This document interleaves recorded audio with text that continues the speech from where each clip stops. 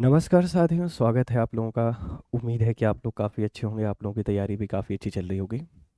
MPPSC prelims 2022 का जो paper है, ये पेपर आपका अबाउट टू कम है, बिल्कुल आने को ही है। जैसा कि आप सबको पता है कि 21 मई 2023 को एमपीपीएससी प्रीलिम्स 2022 का पेपर होने वाला है। और आप सारे बच्चे जानते हैं कि जब हम लोग सिविल सर्विसेज की तैयारी करते हैं, स्टेट पीसीएस की तैयारी करते हैं, तो स्टेट पीसीएस में 3 टियर आपको देखने को मिलते हैं। एक प्रीलिम्स, मेंस एंड इंटरव्यू। इसमें जो हर एक स्टेज की अपनी इम्पोर्टेंस है हर एक स्टेज यहाँ पर महत्वपूर्ण है। लेकिन फिर भी अगर हम बात करते हैं, जो प्रीलिम्स एग्जामिनेशन है, ये प्रीलिम्स एग्जामिनेशन बहुत इंपॉर्टेंट है। इंपॉर्टेंट क्यों है? क्योंकि यहाँ पर हमको 4 से 5 लाख बच्चों से कंपटीशन करना पड़ता है। मिनिमम 5 लाख जो एस्पिरेंट है ये पेपर को दे रहे होते हैं। इनको पीछे छोड़कर हमें लगभग 10 से 12 हज़ार बच्चों के अंतर आना पड़ता है। और उसके बाद फिर आपकी जो लड़ाई होती है वो उन सिर्फ 10 से 12 हज़ार बच्चों से होती है। मतलब अगर देखा जाए तो मुख्य परीक्षा आपके हाथों में है। अगर आपको नॉलेज है, आपको लिखने की कला आती है, तो आप मेंस को बहुत इजीली क्वालिफाई कर सकते हैं। लेकिन प्रीलिम्स कंपटीशन बड़ा है, एग्ज़ाम बड़ा है और नॉकआउट है। अगर बाहर हो जाओगे, अगर क्वालिफाई नहीं कर पाओगे, तो अगले 1 साल फिर आपको इसी चीज़ का यहाँ पर वेट करना पड़ेगा। तो आज हम लोग बात करने वाले हैं कि प्रीलिम्स एग्ज़ाम की स्ट्रेटेजी क्या होना चाहिए, कैसी अप्रोच के साथ अगर आप चलते हैं तो जो प्रीलिम्स पेपर है इसको बहुत आसानी के साथ क्वालिफाई कर सकते हैं। तो चलिए शुरू करते हैं आज की कहानी। जैसा कि हम सबको पता है कि जो पीटी है, इस पीटी का जो पेपर है, पीटी 2022, सारे बच्चे इस बात पे ध्यान दीजिएगा कि ये पीटी 2022 है, ये प्रीलिम्स 2022 है। और इस प्रीलिम्स 2022 का जो पेपर होने वाला है ये 21 मई 21 मई को होगा, 21 मई को होगा। और अब वो समय आपके पास आ गया है कि हमारे पास अगर देखा जाए तो एक तो मार्च का महीना पूरा है। मार्च मार्च के साथ में जो अप्रैल है, ये अप्रैल का मंथ पूरा है।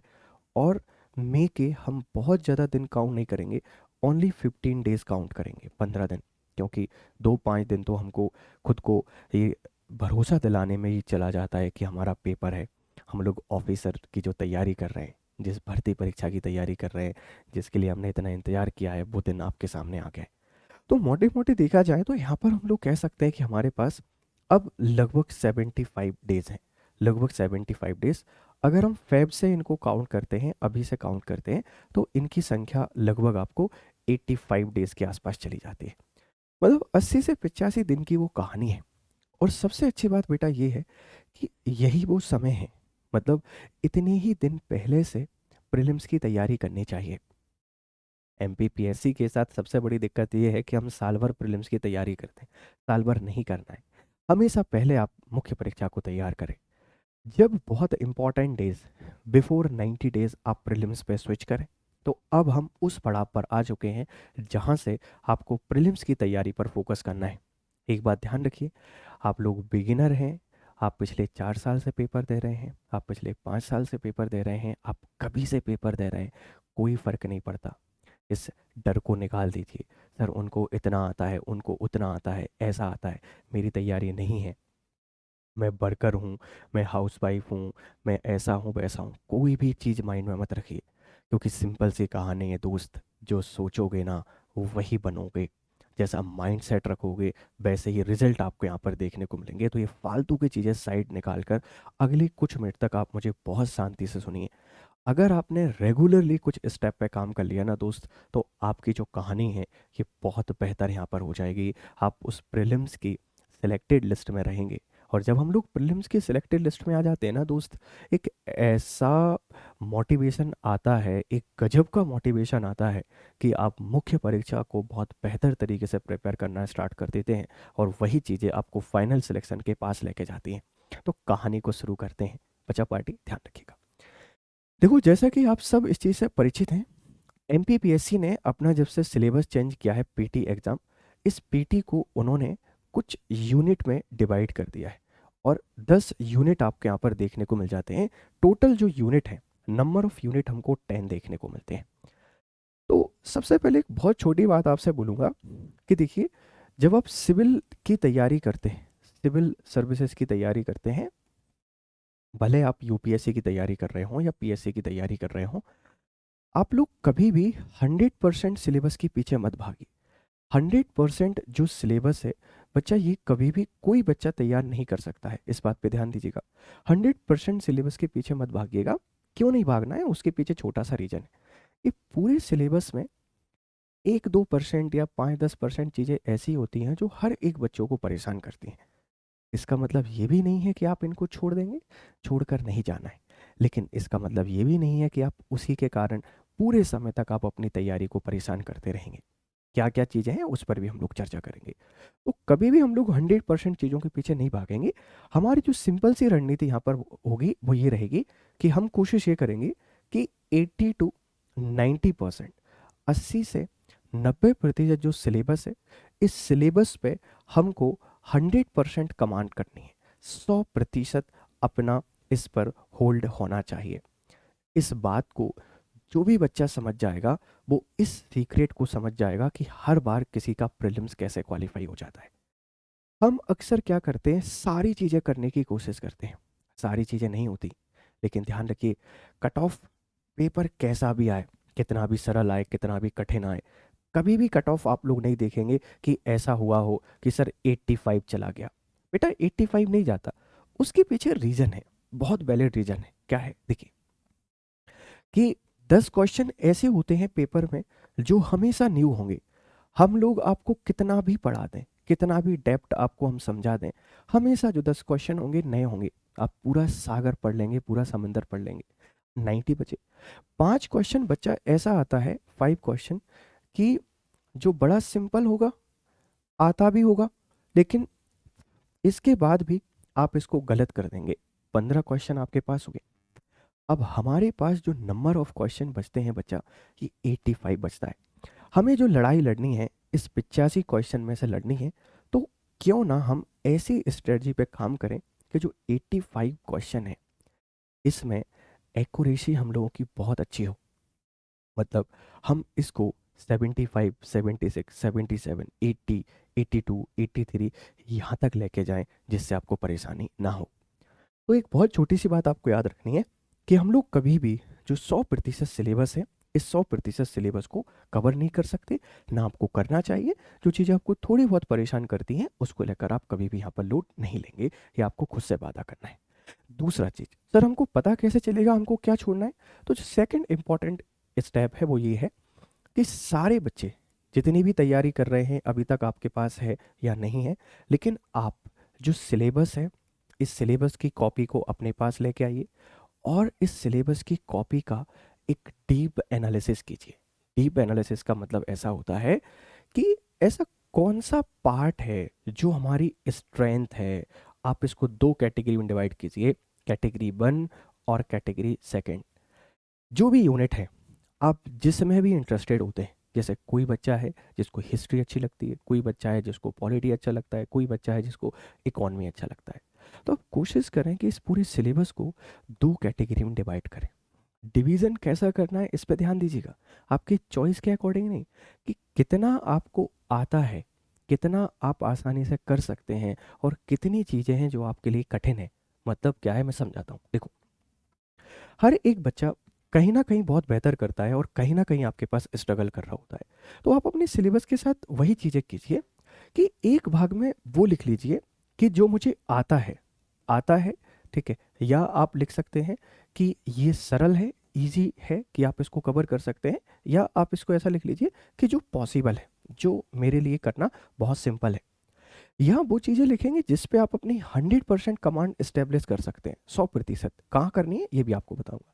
और दूसरी जगह आपको वो लिखना है कि या तो आपने अभी तक स्टडी नहीं किया है, ठीक है, अभी तक हम इससे स्टडी नहीं कर पाए हैं स्टिल, या ये थोड़ा सा आपको कठिन लगता है, थोड़ा सा आपको कॉम्प्लेक्स लगता है, या फिर आपको ऐसा लगता है कि शायद मैं इसको कर ही नहीं पाऊंगा।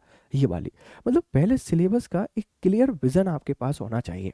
ये क्यों? देखो, जो चीज़ें सरल है ना दोस्त, जो चीज़ें आपसे बन सकती हैं, जो सब्जेक्ट आपको आते हैं, हम इनको 100% कमांड पे लेके जाएंगे, जिससे एरर होने के चांसेस कम हो। कम सवाल को गलत करना है, वैसे भी कहते हैं कि प्रीलिम्स को क्वालिफाई करने का एक ही तरीका है, सरल सवालों को ज़्यादा सही कीजिए, क्योंकि हर बच्चा सरल सवाल सही करके आता है। कठिन सवाल तो बहुत कम बच्चों से बनते हैं। तो वो चीज़ें जो आपके लिए आसान है, आप उनको एक कैटेगरी में लिखिए और दूसरी जगह ऐसा लिखिए जो आपके लिए यहाँ पर कठिन है। पहला काम ये हो गया, दूसरा काम ये हो गया।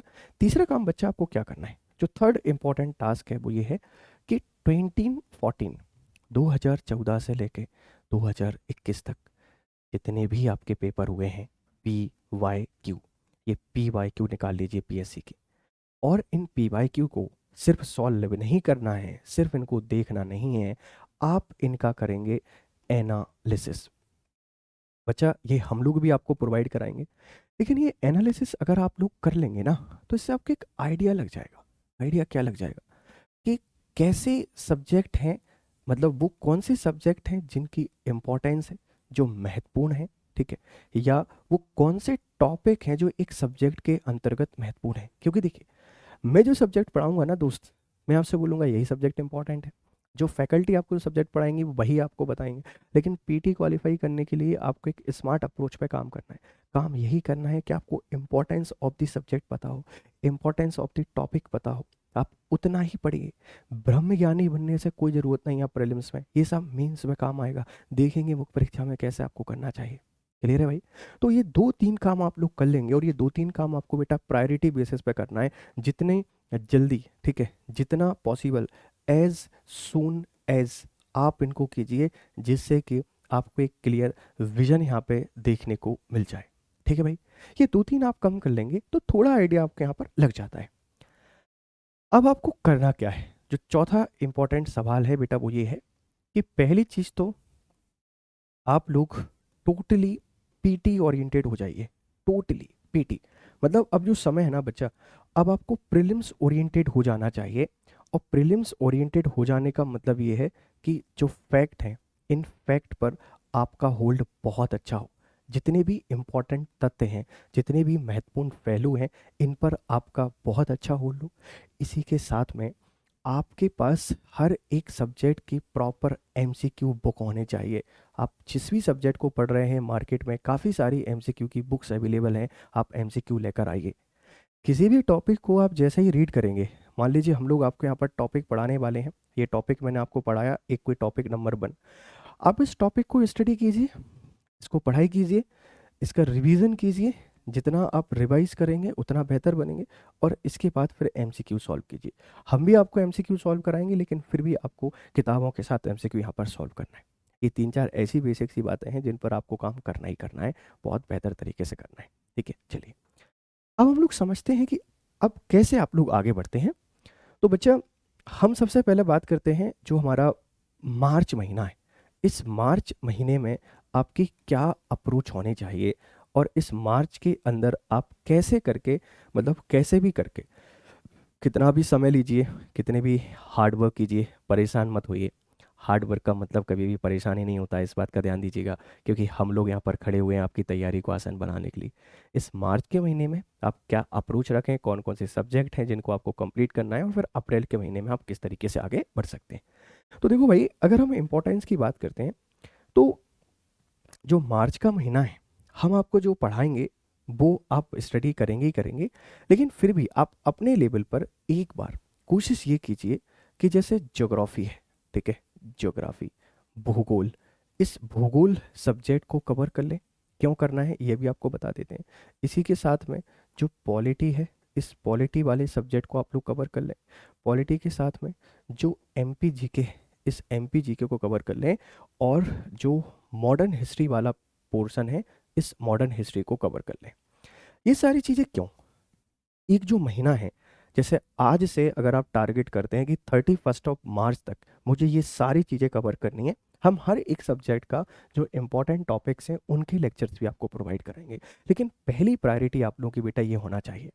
कैसे, क्यों होना चाहिए, आप इसको समझिए। देखिए, अगर बच्चा मैं ज्योग्राफी की बात करता हूँ, तो ज्योग्राफी बेसिकली एक तो आपको देखने को मिलेगा यूनिट 4, यूनिट 4 में गिवन है यूनिट 4।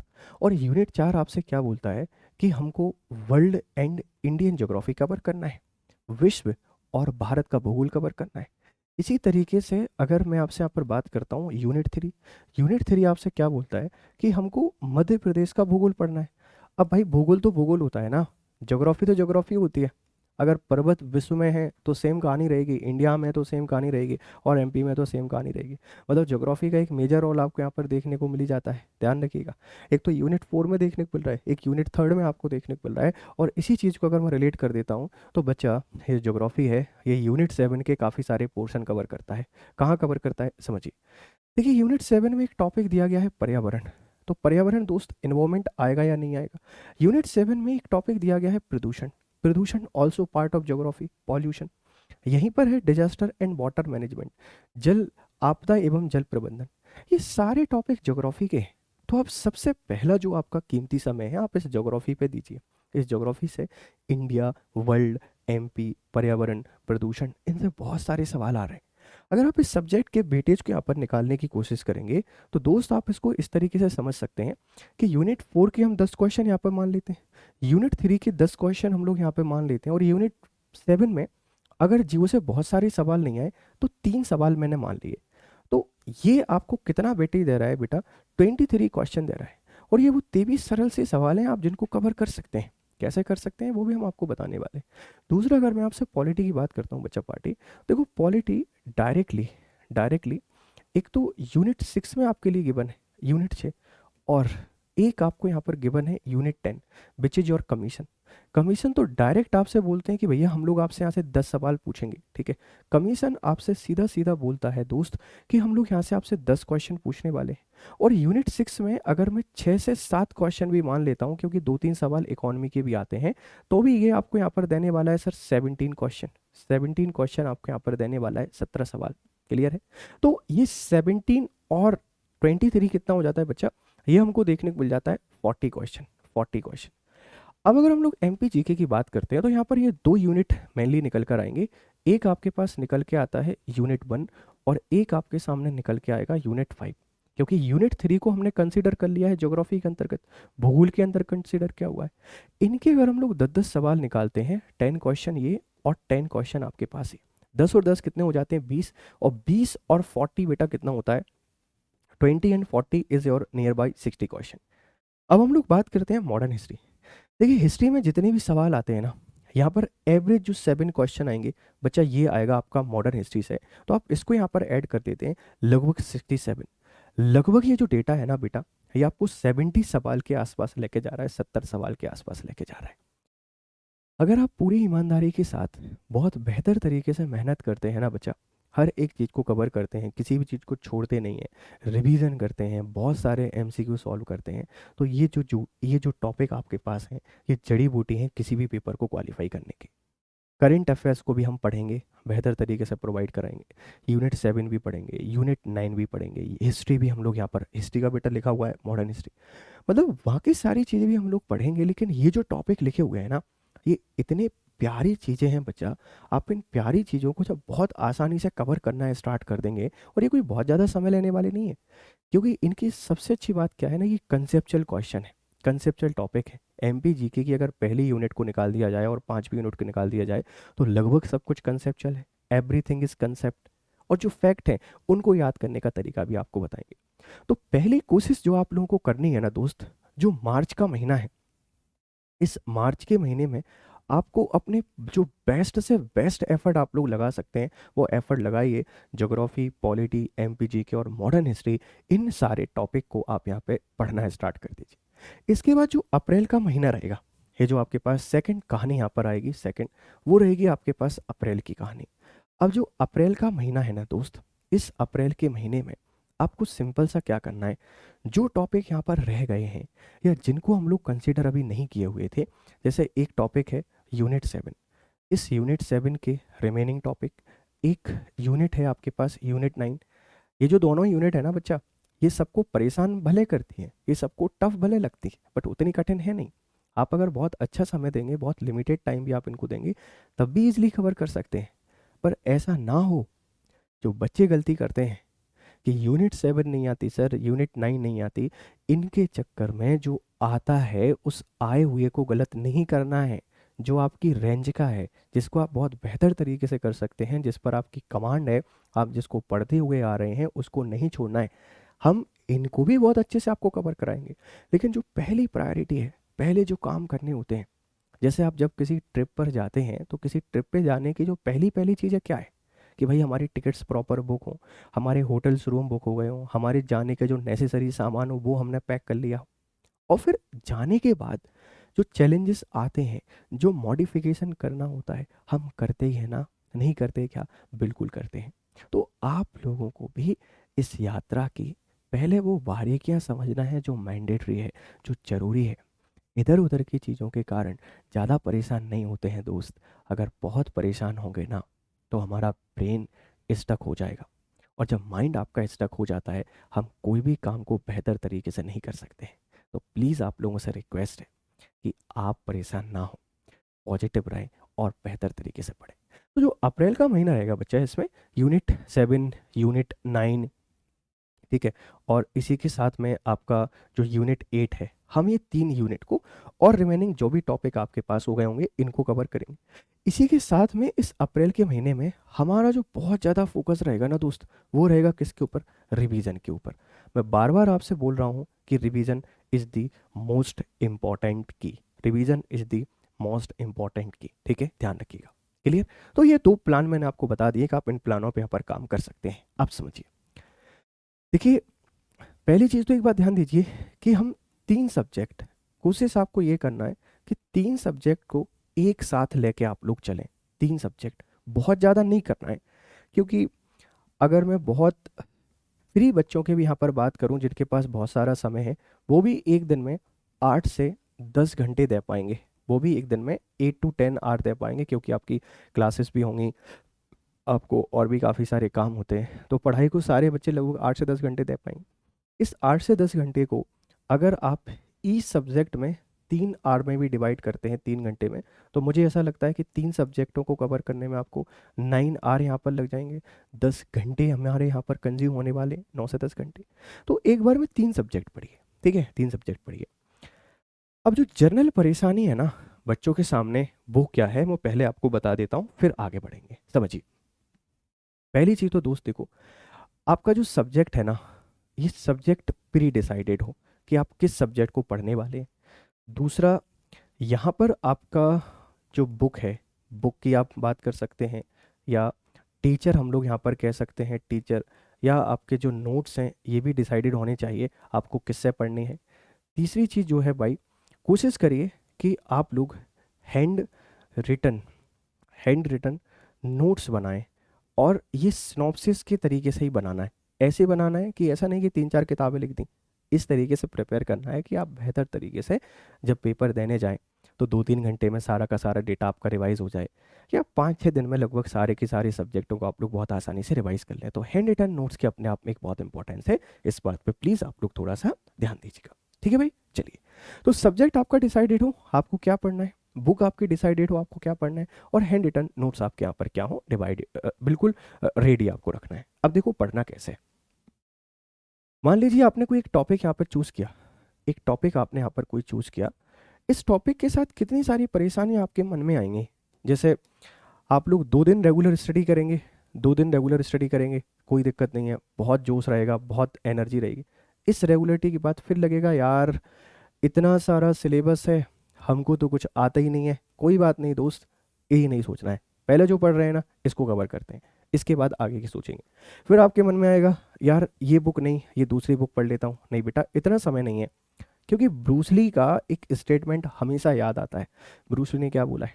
मुझे उस व्यक्ति से डर नहीं लगता जिसको 10,000 प्रकार की किक आती है, मुझे उस व्यक्ति से डर लगता है कि जिसने एक किक को 10,000 बार प्रैक्टिस किया है। क्योंकि वो 10,000 किक से मैं बच सकता हूँ, लेकिन एक ही किक को अगर वो बार बार मानेगा तो मैं उससे मेरे बचने के चांसेस बहुत कम है। तो 1000 टीचर नहीं, 1000 किताबें नहीं, 1000 प्रकार के नोट्स नहीं, आप डिसाइड कर लीजिए ये टीचर, ये क्लासेस, ये चैनल, यहाँ से हमको चीज़ें पढ़नी है। आपका समय बहुत कीमती है दोस्त, इसको बर्बाद नहीं करना है। यार फ्री है तो 10 चैनल देख लेते हैं, यार फ्री है तो 10 क्वेश्चन सेट लगा लेते हैं, नहीं, ऐसा नहीं करना है। एक सब्जेक्ट एक बुक से आपको पढ़ना है। फिर आपको लगेगा यार मेरे फ्रेंड्स तो ऐसा कर रहे हैं, देखो जिसको जो करना है ना कर लेने दो, हमें अपने से मतलब है। हमारी तैयारी बेहतर होगी, हमारा सिलेक्शन हो जाएगा, किसी और की तैयारी बेहतर होगी, उसका सिलेक्शन हो जाएगा। तो कोशिश यही करनी है कि आप खुद पे फोकस करें, इधर उधर की दुनिया पे ज़्यादा आपको यहाँ पर फोकस नहीं करना है। ठीक है भाई, ठीक है। तो इन चीज़ों से बचना है। अब पढ़ना कैसे है सर? देखो, जैसे मान लेते हैं कि आपने कोई भी टॉपिक यहाँ पे चूज किया, आप इस टॉपिक के 3 हिस्से होते हैं, 3 लेवल होते हैं किसी भी टॉपिक में। जैसे एक आपको देखने को मिलेगा यहाँ पर लेवल 1, ठीक है, लेवल 1। एक आपको यहाँ पर देखने को मिल जाएगा लेवल 2, लेवल 2, और एक हमको यहाँ पर देखने को मिल जाएगा लेवल 3। 3 लेवल होते हैं किसी भी टॉपिक में, किसी भी सब्जेक्ट में हमेशा। जनरली जो बच्चे क्या करते हैं या टीचर्स क्या करते हैं, ये सारे के सारे लेवल 1 तक, मतलब जो 80% लोग होते हैं ना, ये लेवल 1 तक आपके पास यहाँ पर घूम रहे होते हैं। कुछ 5% और मान लेते हैं यहाँ पर, चलो 60% बच्चा, 60, यहाँ पर जो 20% और बच्चे बढ़ जाते हैं, मतलब 60 से अगर हम 80 पर आते हैं तो 80% बच्चे लेवल 2 तक आपके पास आके फेल हो जाते हैं। लेवल 3 तक कोई जा ही नहीं रहा है। और इस लेवल 3 तक रेयर ऑफ रेयर, मतलब बहुत कम बच्चे ऐसे होते हैं जो इस लेवल 3 तक आपके पास पहुंच रहे होते हैं। तो सिंपल सी कहानी क्या है बेटा, आप अपने हर एक सब्जेक्ट को, हर एक टॉपिक को 3 कैटेगरी में डिवाइड करेंगे। सब्जेक्ट को 3 कैटेगरी में डिवाइड करेंगे, टॉपिक को 3 कैटेगरी में, कि सरल सरल सी चीज़ें सब पढ़ेंगे, ठीक है। सामान्य, जो सामान्य चीज़ें हैं ये हर किसी को पढ़ना चाहिए और आती भी चाहिए। फिर थोड़ा सा जो डेप्थ है, ये थोड़ा सा डेप्थ, जैसे हम लोग कह सकते हैं कि मॉडरेट लेवल तक जो चीज़ें हैं ये भी सब पढ़ेंगे। लेकिन हमको जाना है बिल्कुल कोर तक, हमको जाना है सेंटर। अगर मैं कोई एक टॉपिक पढ़ता हूँ तो इस टॉपिक से कोई भी सवाल आ जाए, एनी काइंड ऑफ सवाल आपके पास आ जाए। जैसे मान लीजिए मैंने एक टॉपिक का यहाँ पर नाम लिया, विच इज़ योर रिवर। अब अगर रिवर से रिलेटेड कोई भी क्वेश्चन आता है, आपसे बनना चाहिए।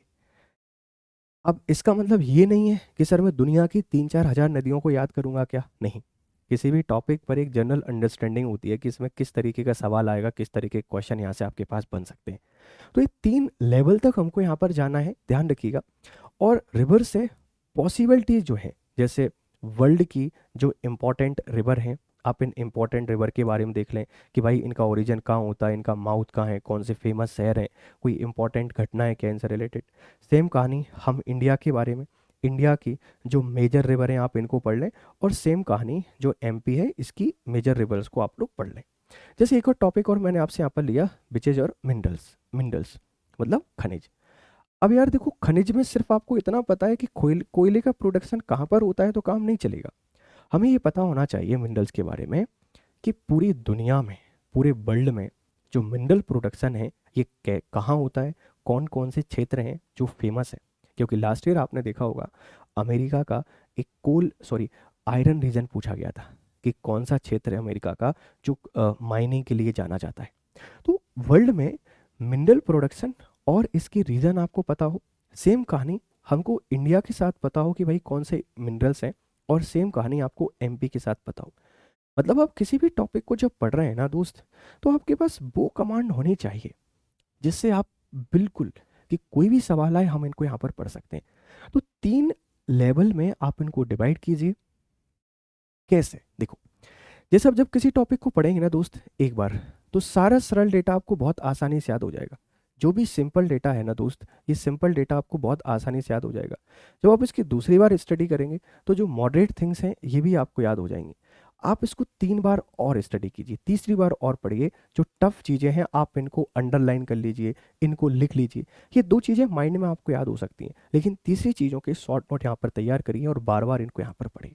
तो करना क्या है कि किसी भी टॉपिक के 3 लेवल होते हैं। आप पहला लेवल जानते हैं उससे कोई मतलब नहीं है, आप सेकंड लेवल जानते हैं इससे कोई मतलब नहीं है।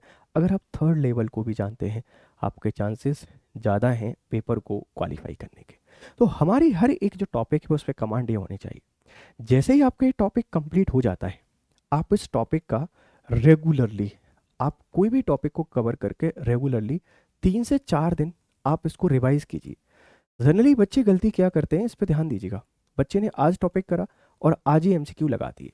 भाई अगर आज किसी को पढ़ा के छोटे बच्चे से ही पूछेंगे कि जैसे सुबह कौन आए था, मामा जी आए थे, फूफा जी आए थे, बता देगा मामा जी आए थे, फूफा जी आए थे।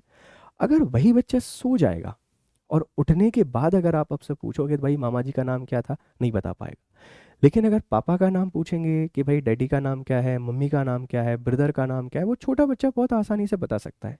सोने के बाद नहीं बता पाएगा कि सुबह कौन आया था, कौन क्या लेके आया था। हर चीज़ फिर फादर लेकर आए, हर कोई उसके लिए फिर ब्रदर है, हर कोई फिर उसके लिए क्या है, मम्मी है। क्यों? क्योंकि उनके साथ लगातार रहता है। तो किसी टॉपिक को पढ़ने के बाद 3-4 दिन लगातार रिवीजन कीजिए, और रिवीजन करने के 1-2 दिन का गैप दीजिए, फिर आप उसके एमसीक्यू सॉल्व कीजिए। अक्सर बच्चे क्या करते हैं, आज टॉपिक पढ़ा, आज ही एमसीक्यू सॉल्व कर लिया, मुझे तो आता है, बल्ले बल्ले मैं तो पेपर क्वालिफाई कर लूँगा। और जब पेपर देने जाता है, उससे पहले ना तो रिवीजन कर पाता है और ना कुछ भी कर पाता है। तो एक लेवल आप लोग डिसाइड कीजिए कि किसी भी टॉपिक, वो कोई सरल सा टॉपिक क्यों ना हो, वो सरल सा टॉपिक मतलब जैसे मैं एक बहुत प्यारा टॉपिक आपके सामने लेता हूँ। मान लीजिए मैंने यहाँ पर एक टॉपिक लिख दिया, introduction of India. Introduction of India, Bharat का एक परिचय मैंने यहाँ पर लिख दिया।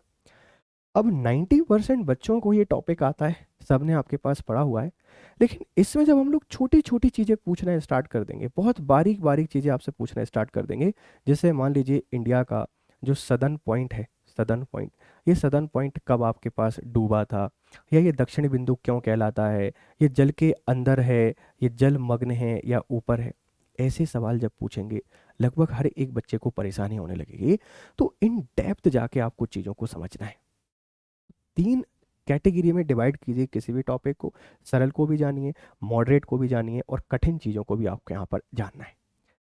देखिए इसी तरीके से जब आप किसी भी सब्जेक्ट को पढ़ने के लिए जाते हैं, कोई भी सब्जेक्ट, कोई भी विषय आप पढ़ते हैं, भले वो आपका हिस्ट्री हो, ज्योग्राफी हो, एमपी हो, पॉलिटी हो, इकोनॉमी हो, हर एक सब्जेक्ट में 2 चीज़ें बेटा हमेशा कॉमन होती हैं।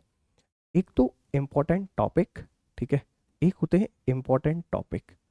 तो ये आप कैसे पता करेंगे सर, ये आपको पता करना है एनालिसिस के थ्रू, या हम लोग आपको बता देंगे इम्पोर्टेंट टॉपिक। और दूसरा जो है कैटेगरी। कैटेगरी कैसा कि आप बनाइए एक कैटेगरी 1 और एक आप लोग बनाइए category second. Category second, category 1 के अंतर्गत आपको रखना है कंसेप्ट। कैटेगरी 1 के अंदर आपको रखना है कंसेप्ट कि जब हम इस सब्जेक्ट को पढ़ रहे होंगे तो हम लोग क्या करेंगे, एक दिन में इसका कम से कम एक टॉपिक कवर करेंगे। एक टॉपिक हमको यहाँ पर कवर करना है, और इसी सब्जेक्ट का एक हम फैक्चुअल, फैक्चुअल वाला जो पोर्शन है, इस फैक्चुअल वाले किसी ना किसी पोर्शन को कवर करेंगे। जैसे बहुत सिंपल सी बात मैं आपको बताता हूँ। जैसे मान लीजिए आप लोगों ने एक टॉपिक पढ़ा, वोल्केनो। अब दोस्त, वोल्केनो का कंसेप्ट तो सारे बच्चे जान जाते हैं कि जब पृथ्वी के नीचे बहुत भूगर्भिक हलचल होती है, टेक्टोनिक मूवमेंट्स होते हैं, उसके कारण जो मैग्मा है ये इरप्ट होता है और ऊपर आके लावा के नाम से जाना जाता है, वोल्केनो कहलाता है। सिंपल सी कहानी है। आप जान सकते हैं कि वोल्केनो कैसे आता है, इसके क्या इम्पैक्ट हैं, कैसे हम इसको पता कर सकते हैं, सारी चीज़ें। लेकिन अगर मैं आपसे पूछूं कि भाई वॉल्केनिक माउंटेन कहाँ पर है, वॉल्केनिक प्लेट्यू कहाँ पर है, ये चीज़ें आपको परेशान कर सकती हैं। तो कोशिश आपको यही करना है कि कंसेप्ट के साथ में फैक्ट भी आपको पढ़ना है। जो रटने वाली चीज़ें होती हैं, रटने वाली चीज़ें जैसे कि भैया हम सारे माउंटेन याद करेंगे, कहाँ पर कौन सा माउंटेन है, हम सारे मिनरल्स प्रोडक्शन याद करेंगे, सारा क्रॉप प्रोडक्शन याद करेंगे, सारी ट्राइब्स याद करेंगे, ठीक है, रिवर्स याद, जो फैक्ट हैं, कंसेप्ट के साथ में जो फैक्ट हैं, इनको भी आपको लेकर चलना है।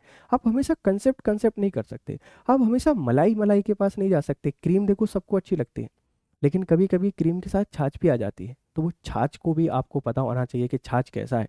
अगर आपको क्रीम निकालना सीखना है तो पहले आपको छाछ बनाने के प्रोसेस पे जाना पड़ेगा, वो कैसे आपके पास बनता है। तो कंसेप्ट को भी आप पढ़िए, इसी के साथ में फैक्चुअल डेटा भी आप यहाँ पर पढ़ना स्टार्ट करिए। ये आपकी पढ़ाई का हिस्सा होना चाहिए। एक टॉपिक को सीखेंगे और उस टॉपिक के जो फैक्चुअल क्वेश्चन है, जहाँ से बहुत सारे फैक्ट आपके पास बनते हैं, इनको भी हम लोग सीखने का प्रयास करेंगे। छोड़ के कुछ नहीं जा सकते, छोड़ के जाओगे मारे जाओगे, सिंपल सी कहानी है। और देखो भाई, ये कैंसर की लड़ाई है कि अगर आपने एक दिन भी मिस किया, आपके मारे के जाने के चांसेस बहुत ज़्यादा हैं। जैसे बच्चे डीमोटिवेटेड फील करते हैं, पढ़ने में मन नहीं लगता, किसी फंक्शन में जाना है, कहीं भी जाना है, दोस्त ऐसे काम नहीं चलेगा। आप योद्धा हैं, ये लड़ाई आपकी वर्चस्व की है। कल जब सिलेक्ट होंगे ना, बहुत सारा सम्मान, बहुत सारी रिस्पेक्ट, बहुत सारी जिम्मेदारियाँ, एक स्टेटस, एक बंगला, एक गाड़ी, बहुत सारे कर्मचारी आपको मिलने वाले हैं। तो इतनी बड़ी जिम्मेदारी बनने के लिए इतना बड़ा त्याग भी आपको करना पड़ेगा। आप सोचा कि यूँ ही टाइम पास करके हम चला लेते हैं, टाइम पास से नहीं निकल सकता मेरे दोस्त। इसके लिए आपको पंक्चुअल रहना पड़ेगा, रेगुलर होना पड़ेगा, डेडिकेशन यहाँ पर दिखाना पड़ेगा, तब जाकर आपकी चीज़ें पॉसिबल हो पाएंगी। तो आप लेवल सेट कीजिए किसी भी टॉपिक का। आप उस सब्जेक्ट के दो हिस्से बनाइए, एक कंसेप्ट और एक आपके पास फैक्ट। हर एक सब्जेक्ट में रहेगा ये, not only geography, not only polity, not only MP, not only economy, it's everywhere. हर जगह आपको देखने को मिलेगा कि कुछ टॉपिक ऐसे होते हैं जो सबको बड़े आसानी से आ जाते हैं। जैसे अगर मैं आपसे बात करूं, साइंस के बारे में थोड़ी सी चर्चा करते हैं। हर एक बच्चे को कहीं ना कहीं साइंस परेशान करती है। दोस्त, क्या साइंस कठिन है या साइंस के कुछ पोर्शन ऐसे हैं जो सरल हैं? देखिए, अगर हम बेसिक साइंस की बात करते हैं बच्चा, इसमें तीन चीज़ें आती हैं। एक आता है फिजिक्स, एक आता है केमिस्ट्री, एक आता है बायोलॉजी। मोस्ट ऑफ बच्चों के लिए बायोलॉजी ईजी है, बायोलॉजी सिंपल है। लेकिन वो बायोलॉजी क्यों नहीं पढ़ रहे हैं? क्योंकि उनको ऐसा लगता है कि यार जिस तरीके से फिजिक्स कठिन है, जिस तरीके से केमिस्ट्री कठिन है, वैसा ही बायोलॉजी है। जबकि अगर आपको फिजिक्स नहीं आता है, केमिस्ट्री नहीं आती है, आप बायोलॉजी के कुछ सिंपल से टॉपिक, जैसे एक टॉपिक आपको देखने को मिलेगा न्यूट्रिशन, ठीक है, न्यूट्रिशन है, आप इसको पढ़ लीजिए। एक टॉपिक आपके पास है डिजीज़, आप इसको पढ़ लीजिए। न्यूट्रिशन आपने पढ़ लिया, डिजीज़ आपने पढ़ लिए, और कुछ हमारी बॉडी के सिस्टम हैं, जैसे सर्कुलेटरी सिस्टम की हम लोग बात करते हैं, respiratory system, excretory system, reproductive system. अगर इतनी सारी चीज़ें पढ़ लेते हैं ना बच्चा, तो साइंस के लगभग सारे सवाल आपसे बन जाएंगे। हमेशा फिजिक्स नहीं आएगा, हमेशा केमिस्ट्री नहीं आएगा, तो एक सब्जेक्ट के अंदर जो सिंपल चीज़ें होती हैं उन पर 100 कमांड इस्टेब्लिश कीजिए। जो थोड़ी कठिन लगती हैं उनको 2-3 बार पढ़िए, उनका रिवीजन कीजिए। कोशिश कीजिए कि जितना आप इनमें कर सकते हैं उतना हम लोग यहाँ पर बेहतर करने की कोशिश करते हैं। समझ गए? तो पहले आप टॉपिक का लेवल डिसाइड कर लेंगे। टॉपिक का लेवल डिसाइड करने के बाद आप एक जो सब्जेक्ट है, इस सब्जेक्ट का प्रॉपर डिवाइड करेंगे, कौन से टॉपिक हमसे बनते हैं, इंपॉर्टेंट टॉपिक कौन से हैं, कौन से वाले टॉपिक यहाँ पर आपको छोड़ने हैं। क्लियर है भाई? अब जैसे देखिए, अगर आप किसी भी टॉपिक को पढ़ते हैं यार, वहाँ से आपको पता है कि मान लीजिए आपने ये देखा कि दुनिया में पहला भूकंप कहाँ पे आया। यार हमेशा पहला भूकंप भी थोड़ा पूछा जाएगा, तो इसमें भी मत उलझे रहिए कि बहुत सरल सरल पढ़ लिया सर, हमको सब आता है, हमको सब आता है। ऐसी वाली कहानी भी यहाँ पर नहीं करनी है, ध्यान रखना इस चीज़ के लिए। तो लेवल डिसाइड कर लेंगे, आप सब्जेक्ट के यहाँ पर डिसाइड कर लेंगे। अब हम आते हैं कि सर हमें बेसिकली करना क्या चाहिए। देखो, पहली चीज़ तो कभी भी अपने आप को बहुत ज़्यादा बाउंडेड मत करिए। यार मेरा ये नहीं हुआ, मेरा वो नहीं हुआ। छोटे छोटे टारगेट सेट कीजिए। कैसे? देखो, आपकी जो पढ़ाई का सबसे महत्वपूर्ण हिस्सा है, सबसे महत्वपूर्ण हिस्सा वो है आप। सबसे important part of your preparation is you. अगर आपने खुद को ही खो दिया तो फिर भाई किसके लिए ये पढ़ाई, किसके लिए इतने सारे एफर्ट्स? तो अपने आप को याद रखिए कि आप क्या हैं। इसके बाद आपको याद रखना है कि आपका ये ड्रीम क्या है। आप आपके लिए पढ़ रहे हैं या किसी और के लिए पढ़ रहे हैं? खुद के लिए पढ़ रहे हैं, अपना 100% दीजिए। खुद का जब हम 100% देते हैं ना दोस्त, तो सफलता मिल जाती है। और इस 100% का मतलब समझ लीजिए, इसके बाद बोलना कि सर हम अपना 100% देंगे। सबसे पहली चीज़ तो जो आपसे बोला गया है कि भाई सिलेबस, PYQ, ठीक है, इम्पॉर्टेंट टॉपिक, ये सारी चीज़ें आपके पास होना चाहिए। ठीक है, ये सारी चीज़ें आपके पास होना चाहिए। फिर आप कोशिश कीजिए कि रेगुलर रहें। अब वो समय नहीं आया है, अब वो समय नहीं है कि आप 5 दिन की पढ़ाई छोड़ दें, दोस्त की शादी, मामा जी की, बुआ जी की बहन की लड़की की लड़की की शादी में भी जा रहे हैं। ये सब नहीं करना है, बहुत सारे बर्थडे पार्टी एंजॉय नहीं करने हैं, कुछ नहीं करना है। अब सिर्फ रेगुलर होकर यहाँ पर आपकी पढ़ाई करनी है दोस्त, ध्यान रखिएगा। ठीक है, तो महत्वपूर्ण हिस्सा यही है कि खुद की पहचान कीजिए, अपने सपनों के लिए यहाँ पर मेहनत करना है स्टार्ट कीजिए। ठीक है, चलिए दूसरा काम क्या है दोस्त? देखो, समय कम है लेकिन नोट्स ज़रूर बनाना है। आप में से बहुत सारे बच्चे बोलेंगे सर नोट्स आप हमको देंगे। यस, हम देंगे। लेकिन जब हम लोग हैंड रिटन नोट्स बनाते हैं ना, जब हम लोग हाथ से लिखे हुए नोट्स बनाते हैं, इनकी एक अलग फीलिंग होती है, इनका एक अलग महत्व होता है। क्योंकि देखो, इसके 2-3 फायदे हैं। मैंने आपको पढ़ाया, आपने उसको लर्न किया, ठीक है, आपने उसको लर्न किया। लर्न करते समय अगर आपने उसको राइट किया और फिर आपने इसको एक बार और रीड कर लिया, देखो, लर्न, राइट एंड रीड, और इसी का अगर आपने गलती से रिवीजन कर लिया और इसी को अगर आपने गलती से रिपीट कर दिया ना रिवीजन में, तो आप समझ जाइए क्या कहानी होगी। क्यों?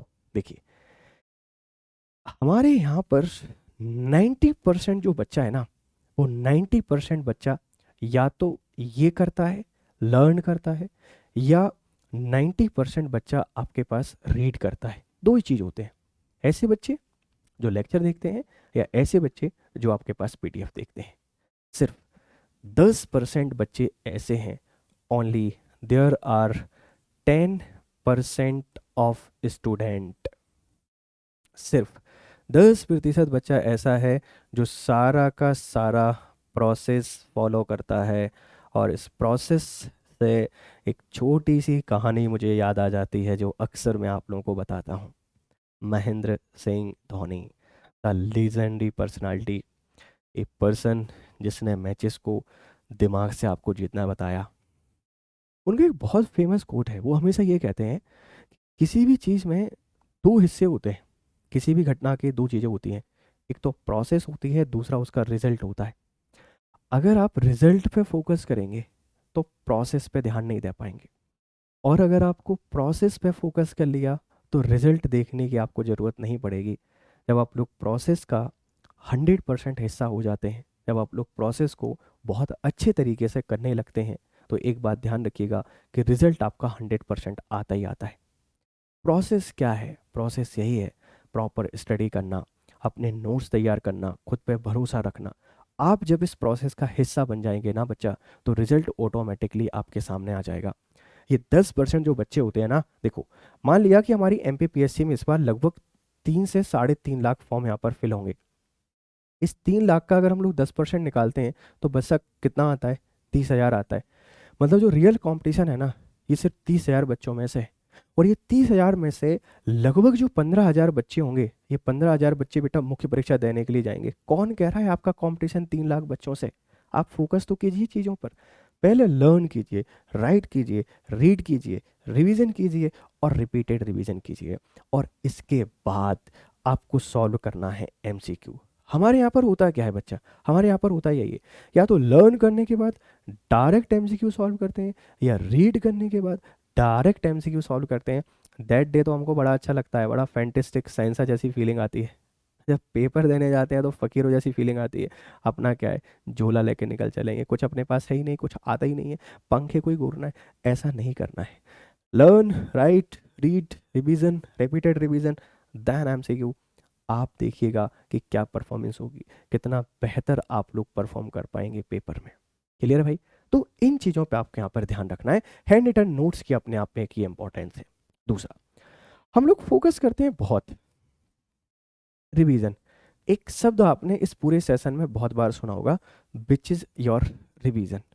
सर रिवीजन क्या है? ये परेशानी देखो, आपके जो स्टडी है ना, आप इस स्टडी को, मतलब जो भी आपका शेड्यूल होता है, चाहे एक दिन का स्केड्यूल हो, एक दिन का, ठीक है, इस स्केड्यूल को अगर मैं यहाँ पर लिखता हूँ, एक तो डे का होगा, एक आपके पास वीक का होगा, और एक आपका मंथ का होगा।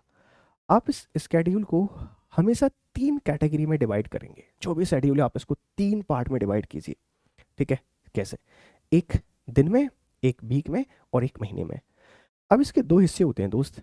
एक आपका ऐसा टाइम होता है जिसमें आपको स्टडी करनी है। स्टडी करने का मतलब होता है कि आपको लर्न करना है।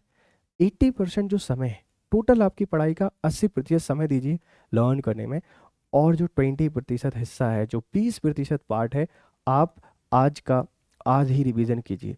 जितना आपने पढ़ा है, आप मान लीजिए 8 घंटे पढ़ाई करते हैं, तो 8 घंटे में से 6 घंटे आपको नया पढ़ना है। जो पढ़ा है उसी को 2 घंटे आपको रिवाइज करना है। सेम कहानी आपको वीक में करनी है। वीक में देखिए 7 दिन के होते हैं, यहाँ पर 5 डेज। कोशिश ये कीजिए कि 5 दिन आप लोग स्टडी करें, और एक डे, पूरा का पूरा जो एक दिन है, आप इसको यहाँ पर रिवीजन को दें। 6 दिन हुए। और बच्चा एक चीज़ मैं हमेशा बोलूँगा कि एक दिन आपको हमेशा फ्री रहना है, हमेशा फ्री रहना है, क्योंकि हमारा जो ब्रेन है ना बेटा, इसको भी एक प्रोसेसिंग के लिए समय चाहिए होता है। 5 दिन पढ़ाई कीजिए, एक दिन रिवीजन कीजिए। अगर आपको लगता है सर एक दिन हमारा बर्बाद हुआ, तो उस दिन सिर्फ माइंड मैप तैयार कर लीजिए, ज़्यादा मत पढ़िए, हैवी मत पढ़िए, हैवी रिवीजन यहाँ पर मत कीजिए। क्लियर है? तो रिवीजन को आप एक दिन में, एक वीक में 5 दिन स्टडी करनी है। जो 5 दिन में पढ़ा है उसको एक दिन में रिवाइज करेंगे, एक दिन फ्री देंगे। इसमें आप मूवी देख सकते हैं, आप इसमें घूमने जा सकते हैं, आप इसमें गॉसिप कर सकते हैं। सेम कहानी मंथली। मंथली क्लियर है भाई? देखो, जैसे आप 25 डेज पढ़ाई कीजिए, महीने के जो 25 तारीख तक है, इस तारीख तक नया पढ़िए। अगले जो 3 दिन है, अगले जो 3 दिन है, इन 3 दिन में आप कोशिश कीजिए जो महीने भर में पढ़ा है आप इसको पूरा रिवाइज कर दें, पूरा, और इसके एमसीक्यू सॉल्व कर लें। और जो आखिर के 2 दिन हैं, एक महीने के 2 दिन, आप इनको थोड़ा सा फ्री रखिए, लाइट पढ़िए, लाइट क्लासेस लीजिए, या पढ़िए ही मत बिल्कुल। और इस प्रोसेस में जब आप लोग काम करेंगे ना, बड़ा मजा आएगा, एक एनर्जी रहेगी, एक जोश रहेगा, सब कुछ आपको या आएगा। हम 100% कवर करने के चक्कर में इतना आगे चले जाते हैं, इतना आगे चले जाते हैं कि पीछे जब लौट के आते हैं समझ में ही नहीं आता। एक कहानी आपने सुनी होगी ना, इस दुनिया में जो सबसे मुश्किल काम है वो क्या है? वो खुद से खुद की दूरी तय करने का। हम खुद को समझने के लिए, जैसे आपने देखा होगा ना कि बहुत सारी डेट्स इंपॉर्टेंट होती हैं। आपका बर्थ एक इम्पॉर्टेंट है, आपको पता चल जाए कि आपको लाइफ में करना क्या है, ये इंपॉर्टेंट है। आपको पता चल जाए कि आप क्या हैं, ये इंपॉर्टेंट है। हम लोग खुद को समझ ही नहीं पाते, किसी किसी व्यक्ति का जीवन लग जाता है। आप जब इस तरीके से टाइम देंगे ना स्टडी को, आप समझ पाएंगे आपकी स्ट्रेंथ क्या है, आपकी वीकनेस क्या है। हमें गधों की तरह मेहनत नहीं करनी है, हमको घोड़े बनना है। स्मार्ट काम आपको करना है कि बहुत जल्दी समय में ज़्यादा प्रोडक्टिविटी आपको लेकर आनी है। आपने बहुत सारे टॉपर्स को सुना होगा, मैं 22 घंटे पढ़ा, मैं 26 घंटे पढ़ा। कोई कहेगा मैं समंदर में जाके पढ़ता था, कोई कहेगा मैं चांद पे जाके पढ़ता था। अरे ये एक्स्ट्रा ऑर्डिनरी चीज़ें नहीं करनी है, बड़ा सिंपल आपको रहना है, सरल रहना है, और सरल तरीके से ही बच्चा यहाँ पर सिलेक्शन हो जाता है। इस बात पे ध्यान दीजिएगा, ठीक है भाई? चलिए, तो आप रिवीजन पर बहुत ज़्यादा फोकस करेंगे, नोट्स आप लोग यहाँ पर बनाएंगे, ठीक है? चलिए, ये चीज़ें आपको याद रखनी है। अब एक बहुत बड़ा सवाल हर एक बच्चे को परेशान करता है, जैसे मैंने इस पूरी डिस्कशन में उसको शामिल नहीं किया है, वो है आपके पास सीए, करंट अफेयर्स। इसको लेकर आप सारे बच्चे परेशान होते हैं। तो मेरी एक सजेशन आप लोगों के लिए है, आप इस पर ट्रस्ट कर भी सकते हैं, नहीं भी करें। कोशिश ये करें कि अप्रैल तक आप इस सब्जेक्ट से बचें, ठीक है? भले मैंने इसको स्ट्रेटजी में शामिल किया है, अप्रैल तक आप इससे बचें। हम लोग कोशिश करेंगे कि जो मई का महीना है, ठीक है, इस मई के मंथ से 8 दिन पहले, जो शुरुआती की 8 दिन है, इस 8 दिन में पूरा सीए कंप्लीट करंट अफेयर्स आपको बहुत अच्छे तरीके से कवर करा देंगे। बहुत अच्छे तरीके से हम आपको कवर करा देंगे, इस बात पे आप लोग ध्यान दीजिएगा, ठीक है भाई? तो करंट अफेयर्स के लिए आपको ज़्यादा मैगजीनें नहीं पढ़नी है, ज़्यादा लेक्चर आपको नहीं देखने हैं। हम मैराथन के थ्रू आपको कवर करा देंगे, हम जल्दी डेली बेसिस पे क्लासेस पे आपको प्रोवाइड करा देंगे। लेकिन जो 2022 की तैयारी कर रहे हैं, अभी आप इस टॉपिक को यहाँ पर थोड़ा सा छोड़ दीजिए। जैसे बहुत सारे बच्चे बोलेंगे कि सर हमने, आपने यूनिट 7 के बारे में कुछ नहीं बोला, या आपने यूनिट 9 के बारे में कुछ भी नहीं बोला। बच्चा, मैं फिर से आपसे बोलूँगा, देखिए इंपॉर्टेंट है, सबके लिए इंपॉर्टेंट है। फिर भी आपको ऐसा लगता है कि सर हम इनको ज़्यादा वेटेज देना चाहते हैं, तो एक छोटा सा तरीका है। तरीका क्या है कि आप आपकी जो पढ़ाई कर रहे हैं ना, जैसे मान लो कोई 8 आवर पढ़ता है, कोई 10 आवर पढ़ता है, ठीक है, कोई मान लेते हैं यहाँ पर 6 आवर पढ़ता है, आप ये पढ़ते रहिए, आप ये पढ़ते रहिए। आपकी जो तैयारी है ना, इस तैयारी में आपको एक्स्ट्रा 30 मिनट, ठीक है, सिर्फ एक्स्ट्रा 30 मिनट का यहाँ पर समय निकालना है। पहले यूनिट 7 या पहले यूनिट 9, ये आपको डिसाइड करना है। 9 आप कर सकते हैं, 7 थोड़ा सा बहुत बड़ा है। आप इसका एक एक टॉपिक के इंपॉर्टेंट फैक्ट पढ़ना स्टार्ट कर दीजिए ना। एक टॉपिक को डेली बेसिस पे अगर आप लोग पढ़ेंगे, 30 मिनट का समय देके, तो मुझे लगता है कि एक महीने में आप इसको कवर कर सकते हैं। अगले महीने आप इस पे काम करना स्टार्ट कर दीजिए, आप इसको भी कवर कर सकते हैं। इसी तरीके से जैसे आपने देखा होगा कि भाई बहुत सारे डेट्स हैं, ठीक है, बहुत सारे आपके पास ईयर्स हैं, या जो टॉपिक आपके पास मिसलेनियस है, आप इनको भी इसी तरीके से डिवाइड करके पढ़ना स्टार्ट कर दें।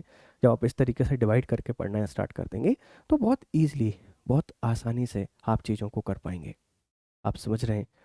देखिए, किसी भी पेपर की आप लोग तैयारी करते हैं, तो उसमें सबसे इम्पोर्टेंट जो बात होता है, वो उसकी स्ट्रेटजी होता है। आप कैसे जा रहे हैं, कैसे आगे बढ़ रहे हैं। आपको मान लीजिए अगर दिल्ली जाना है, तो दिल्ली जाने वाली ट्रेन में आपको बैठना पड़ेगा। सिर्फ ट्रेन में बैठने से काम नहीं चलेगा।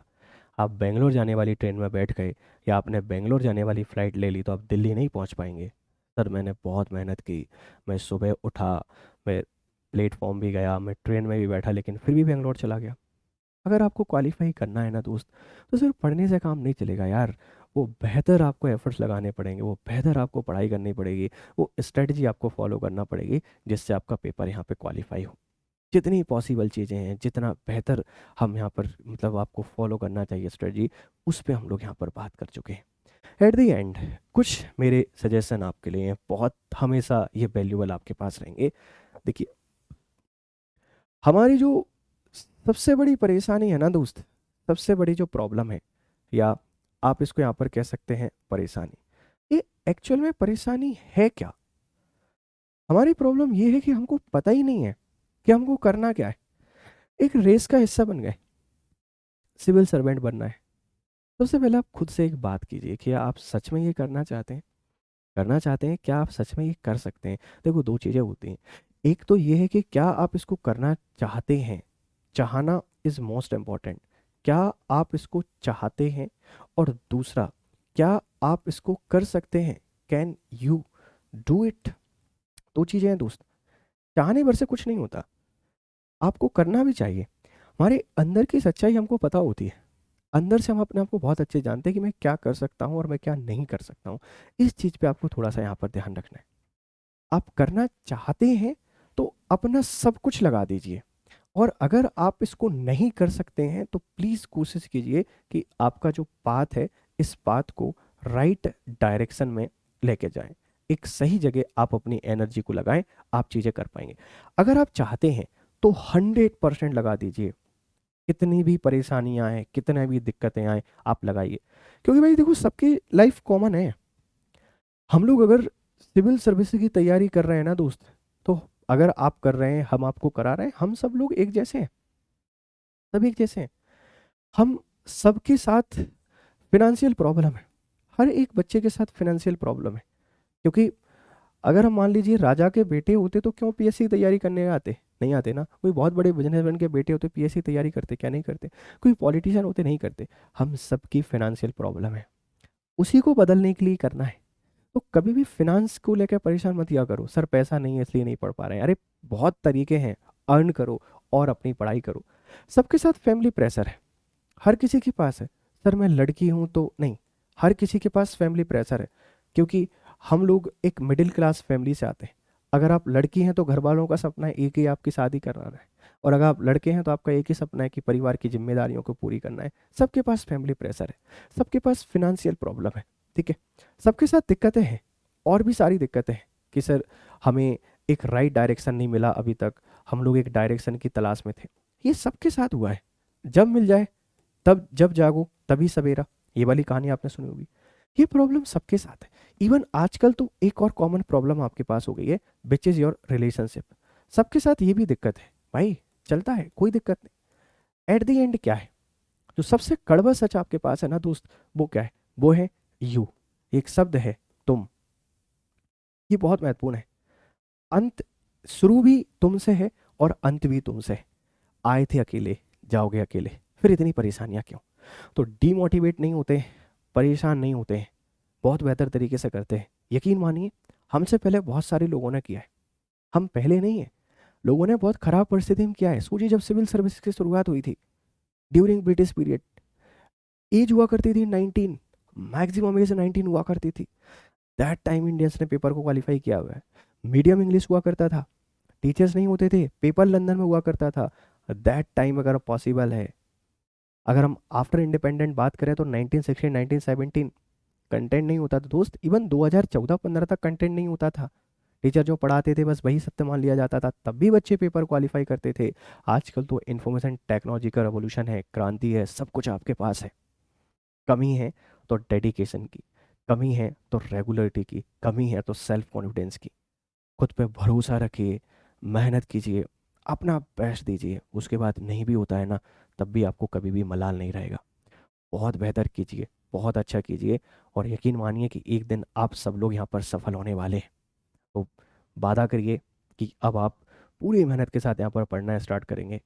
एमपी एग्ज़ाम वाला हमेशा आपके साथ है, हमेशा आपकी तैयारियों को यहाँ पर बूस्ट अप करता रहेगा। बहुत बेहतरीन क्लासेस हम लोग यहाँ पर प्रोवाइड कराते रहेंगे। ये स्टडी सेशन को लेकर जो भी आपके वैल्यूएबल कमेंट्स हों प्लीज़ हमें प्रोवाइड यहाँ पर ज़रूर कराइएगा। अगर आपको लगता है कि सर हमें ये परेशानी आ रही है, कोई भी दिक्कत आपको आ रही है, आप कमेंट बॉक्स में एक बार मुझे ज़रूर बताएं कि सर ये दिक्कतें आ रही हैं, उनके सॉल्यूशन भी मैं आपके सामने यहाँ पर लेकर ज़रूर आऊँगा। और ऐसे उम्मीद कर रहा हूँ कि जो सेशन है आपको बहुत पसंद आएगा। आप लोगों का जो प्यार है, जो हमेशा मिलता रहा है, वो भी हमें यहाँ पर मिलने वाला होगा, ऐसी मुझे पूरी उम्मीद है। तो ढेर सारी शुभकामनाएँ। आप बहुत बेहतर तरीके से पढ़िए और अपने इस सपने को, अपने इस लक्ष्य को हासिल करने की कोशिश करते हैं। Thank you very much everyone.